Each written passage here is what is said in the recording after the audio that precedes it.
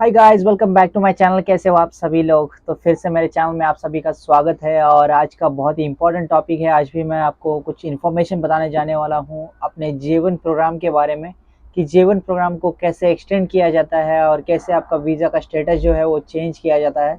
वो सारी चीज़ें मैं आज आपको इस वीडियो में बताऊँगा। तो चलिए चलते हैं और स्टार्ट करते हैं वीडियो को। तो मेरे पास है 3 तरीके।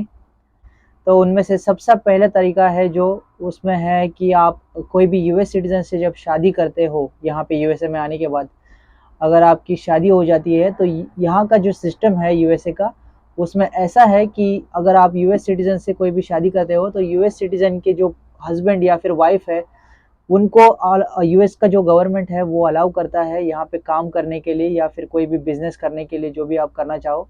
तो वो सारी चीज़ें करने के लिए यहाँ पे परमिशन मिल जाती है और आपको वर्क परमिट जो है वो मिल जाता है। तो उसमें भी टाइम लगता है, वर्क परमिट मिलने के लिए एटलीस्ट 3 to 4 मंथ्स का टाइम लगता है। उसके बाद ही आप काम कर सकते हो और उसके बाद आप डायरेक्टली ग्रीन कार्ड के लिए जो है एलिजिबल हो जाते हो। और यूएस सिटीज़न के जो मतलब हस्बैंड या फिर वाइफ, उनके लिए ही ये सब चीज़ें हैं, जिनको मतलब जो शादी किए हैं यहाँ पे यूएसए में, तो उन्हीं के लिए ये सारी चीज़ें हैं। इवन शादी करने के बाद भी आपको तुरंत ग्रीन कार्ड नहीं मिलता है। उसके बाद भी आपका एक इंटरव्यू होता है जिसमें आपको एक दूसरे के बारे में क्वेश्चंस पूछे जाते हैं। और जब वो उनको लगता है इमिग्रेशन ऑफिसर को कि आप जेन्युइनली सच में शादी कर चुके हो या फिर आपने ये जेन्युइन शादी की है या फिर कोई ये प्लान नहीं है, इसकी जब उनको गारंटी मिल जाती है, तभी आपका जो ग्रीन कार्ड है वो अप्रूव होने की चांसेस है। और इसके सारे जो भी अथॉरिटी है वो सारी इमिग्रेशन ऑफिसर के पास रहती है कि आपका ग्रीन कार्ड अप्रूव करना है या नहीं। लेकिन उसके पहले आपको जो वर्क परमिट है उसके लिए अप्लाई करने के बाद आपको वर्क परमिट मिल जाएगा, तो उसके साथ आप काम कर सकते हो, यूएसए में रह सकते हो। जो सेकंड तरीका है वो है F1 में कन्वर्ट करने के लिए। तो यूएस में बहुत सारे कॉलेज है जिसमें आप अगर एडमिशन के लिए अप्लाई करते हो तो आपको जो वीज़ा है वो वीज़ा का स्टेटस चेंज हो जाएगा। तो आपका जो J1 का स्टेटस है वो F1 में चेंज हो जाएगा। और उसको चेंज करने के लिए यूएस गवर्नमेंट की जो ऑफिशियल वेबसाइट है इमिग्रेशन की, तो उस पे आपको I-20 फॉर्म जो है वो भरना रहता है और उस फॉर्म को भर के आप एडमिशन के लिए या फिर कॉलेज के लिए अप्लाई कर सकते हो, I-20 फॉर्म के लिए अप्लाई कर सकते हो। और उसके बाद में और एक फॉर्म होता है, वो होता है I-539। वो फॉर्म भी भर के आप आपका जो वीज़ा का स्टेटस है वो चेंज करवा सकते हो F1 के लिए। और कॉलेज जो है वो आपको उसमें हेल्प कर सकता है। तो कॉलेज बहुत सारे यहाँ पे आपको यूनिवर्सिटीज़ ऐसी मिल जाएंगी, या फिर यहाँ पे कैंपस एजुकेशन, जैसे कि एक स्पेसिफिक सब्जेक्ट को लेके भी बहुत सारे लोग पढ़ाई करते हैं। तो वो सारी भी चीज़ें आप कर सकते हो और उससे भी आपका जो वीज़ा का स्टेटस है वो चेंज करवा सकते हो। तो F1 में जब आप आपका स्टेटस जो है वो चेंज करवाना चाहते हो, तब उस टाइम पे आपके पास एक मिनिमम बैलेंस होना चाहिए आपके बैंक अकाउंट में। उतना जो अमाउंट है वो आपको सीज करके रखना पड़ता है, वो दिखाने के लिए आपको कॉलेज के लिए कि आप यूएसए में आप अफोर्ड कर पाओगे, उस कॉलेज की फ़ीस अफोर्ड कर पाओगे और आपके यहाँ पे लिविंग जो एक्सपेंसेस है वो आप यहाँ पे अफोर्ड कर पाओगे, और आपके इंश्योरेंस के जो खर्चे हैं वो सारे खर्चे भी आप यहाँ पे अफोर्ड कर पाओगे। अगर आप कोई भी आपके हस्बैंड या वाइफ के साथ हो तो उनका भी आपका पूरा एक्सपेंसेस जो है उसके भी आप टेक केयर करने वाले हो, तो वो भी आप अफोर्ड कर पाओगे। ये सारी चीज़ों की जो है आपको प्रूफ देने पड़ते हैं, जो कॉलेजेस है और जो यूनिवर्सिटी रहती है उनको आपको ये प्रूफ देने पड़ते हैं, तभी जाके आपका कॉलेज का जो एडमिशन होता है।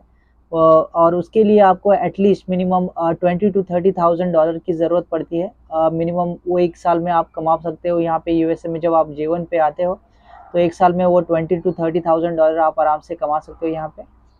और वो जो क्राइटेरिया होता है जो मिनिमम अमाउंट का, वो क्राइटेरिया आप फुलफिल कर सकते हो उस अमाउंट के साथ में। और उसके बाद में है तीसरा तरीका। तीसरा तरीका जो है उसमें है वो असाइलम का तरीका है। तो असाइलम कौन फाइल कर सकता है, उसके भी कुछ क्राइटेरियाज हैं। तो अगर आप विक्टिम हो प्रोसिक्यूशन के आपके पास्ट में, या फिर आपको प्रोसिक्यूशन का डर है आपके फ्यूचर में, और उसकी वजह से आप अगर आपके होम कंट्री में नहीं जाना चाहते हो, तो उसके लिए आप असाइलम फाइल कर सकते हो। तो असाइलम की कुछ क्राइटेरियाज है और जिनके लिए आपको ये 5 चीज़ें जो है वो बहुत ही इंपॉर्टेंट है। ये 5 चीज़ें आपको आपके असाइलम में फ़ाइल करते टाइम मेंशन करनी है। अगर इनमें से एक भी चीज़ आपके असाइलम में होगी, उस चीज़ की वजह से आपका असाइलम जो है अप्रूव होने के लिए चांसेस बहुत ज़्यादा है। तो सबसे पहला जो है वो है पॉलिटिकल बैकग्राउंड। तो पॉलिटिशियन का कोई भी थ्रेट या फिर कोई ऐसी चीज़ जिसकी वजह से आपके मन में डर हो, तो उसकी वजह से भी आप नहीं जाना चाहते हो आपके होम कंट्री में, तो उसके लिए भी आप फाइल कर सकते हो। और दूसरा क्राइटेरिया है रिलीजन की वजह से कुछ भी आपको अगर प्रॉब्लम है तो उसकी वजह से भी आप यूएसए में रह सकते हो और आप असाइलम के लिए फाइल कर सकते हो।